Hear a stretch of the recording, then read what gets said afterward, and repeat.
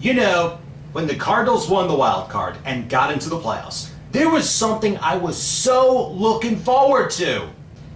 That is being able to listen to anyone but Rick Horton do play-by-play. I mean, nobody could do worse than him, right?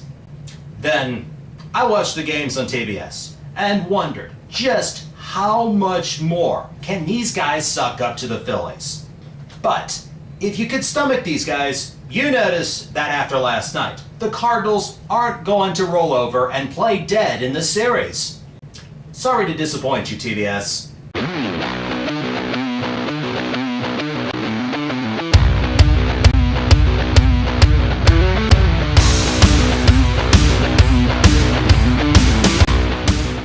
First two games of the National League Division Series are in the books. The Cardinals are in the split, taking the home field advantage away from the Phillies.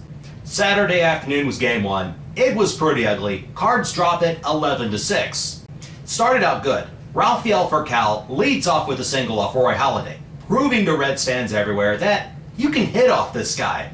He walks Albert Pujols. Then Viva Thanos! Lance Berkman with a 3-run bomb. Cardinals are up 3-0. Kyle Lohse looked impressive from the start, retiring his first 10 hitters, all on either groundouts or flyouts, keeping his pitch count low. We get to the fourth inning. Chase Utley doubles for his first Philly hit. Lohse reacts by striking out Hunter Pence, but he walks Ryan Howard. Shane Victorino would have popped out in foul territory to end the inning unscathed, but David Freese just had to stop running, and he couldn't make the catch. Next pitch, Victorino singles to left scoring Utley, but Lohse gets out of the inning when Raul Ibanez flies out. Crisis averted. Starting in the bottom of the sixth, anything and everything that could possibly go wrong for the Cards did. Lohse becomes unglued. Jimmy Rollins singles. He does strike out Utley, but Pence singles, and with a full count, Ryan Howard goes yard. The lead is gone. It doesn't end there. Another hit by Victorino. Ibanez homers, and we're down 6-3. Lohse is finally pulled for Octavio Dotel, who strikes out both Placido Polanco and Carlos Ruiz to end the inning. Why Dotel didn't go back in the seventh is beyond me.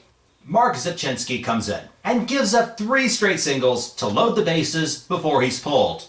Mitchell Boggs comes in, gets the force of the plate, but Howard hits a sac fly to score Rollins right afterwards. He then gives up another couple singles, and the Cards are now trailing 9-3. Boggs comes back and gets the first 2 out in the 8th, but he then gives up a walk and a couple hits, and by this point this game's completely and totally out of reach. As for the offense, from the second inning on, after a single by Skip Schumacher, Roy Halladay retires 21 batters in a row. The Cardinal batters were completely undisciplined out there, swinging and hacking away at every pitch, no matter how bad it was. Halladay's pulled in the 9th, and the Cardinals finally show some life. Late call-up Adron Chambers gets an RBI hit, while Skip Schumacher gets a 2-run double. Might have gotten some more and kept the rally alive, but La Russa just had to put an injured Matt Holliday in there. Let's just say he's no Kirk Gibson. He strikes out. Game over. Game 2. Last night, Cardinals win 5-4. Psst. Here's a little secret the mainstream media doesn't want you to know. Cliff Lee, he's beatable. In fact, he got lit up in his last 2 postseason appearances. Reason why they don't share this?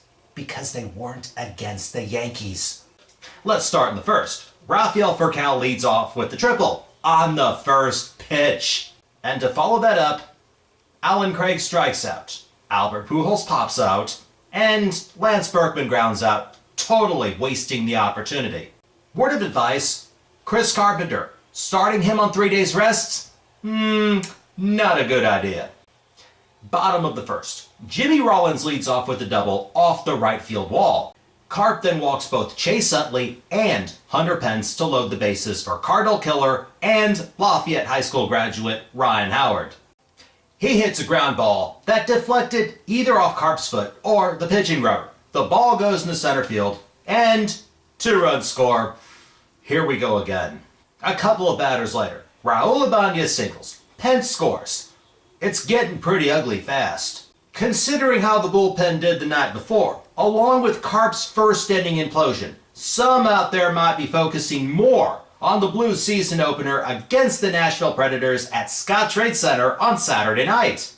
It didn't help that home plate umpire Jerry Meals had different strike zones for Lee and Carp either. Did anyone out there notice once La Russa called him out on it, it changed? 5th inning, down 4-0. Berkman leads off with the walk. A couple of batters later, Yadier Molina singles, and now we have 2 on with 1 out. Follow that with an RBI double by Ryan Theriot. We're on board. We're not finished there. John Jay gets a hit that scores Molina. It's now 4-2 Phillies. After pinch hitter Nick Punto strikes out, Furcal gets another hit. Theriot scores, and Jay tries to as well. He steamrolls Carlos Ruiz, who's blocking the plate with the ball. Jay's out. The inning's over. But the momentum has completely and definitely changed in our direction. Moving into the 6th with 2 out, Theriot doubles off Lee. Then he scores on a base hit by Jay. All of a sudden, we're tied. 7th inning, with the top of the order up, they finally come through. Alan Craig leads off with a triple into the left center field gap. Then, the man, Albert Pujols, hits a bloop single to right for what would eventually be the game winner. The Cardinals might have scored more, but the Phils just had to wait till Pujols already hit to bring in Brad Lidge. Cowards. He did load the bases, but Theriot, already with 2 huge hits, grounds into the all-too-usual 6-4-3 double play to end the inning. The biggest story of this game is the Cardinals' bullpen. Fernando Salas comes in the 4th. 6 pitches, 3 groundouts. 5th inning, he goes back out there. Utley strikes out. Pence, strikeout, and Howard flies out to right. Octavio Dotel comes in, pitches an inning and a third, strikes out 2, and gets a couple of grounders. Mark Suchinski replaces him, gets pinch hitter Ben Francisco to fly out, allows a hit to Rollins, but he picks him off. 7th inning, over. Comes back out in the 8th, hits Utley with a pitch. Way to dodge that, by the way. Keep in mind, in the top of the 8th, their reliever, Vance Worley, almost drills Alan Craig in the head. Philly fans, classy as usual, cheer that move. These are the same fans that booed Santa Claus and threw D-size batteries at Scott Rowland. Anyhow, back to Utley. He's on first. Scrabble's pulled for our one-time closer, gone AWOL, Mitchell Boggs. Pence comes up and grounds into what should have been a double play. Except Utley tries to take out Theriot with the slide, which brings up Howard. La Russa makes another pitching change and brings in Arthur Rhodes. Normally, you would be thinking this would be a really bad idea. And if you got a cuss jar, it'd probably be overflowing at this point.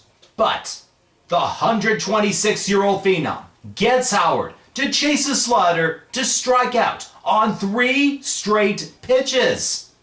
Enter Jason Mott. The Sauce gets Victorino to fly out and end the inning, comes back and gets the Phils in order to end the game. To sum up last night, the bullpen went through 6 pitchers, combined for 1 hit and 5 strikeouts, retiring 15 batters in a row at one point. Where did this bullpen come from? I mean, they were total lights out. Were they deceiving us all year? If that's the case, my God, we may actually have a chance at winning it all. But before we get ahead of ourselves, we still have to win 2 more to keep our season alive.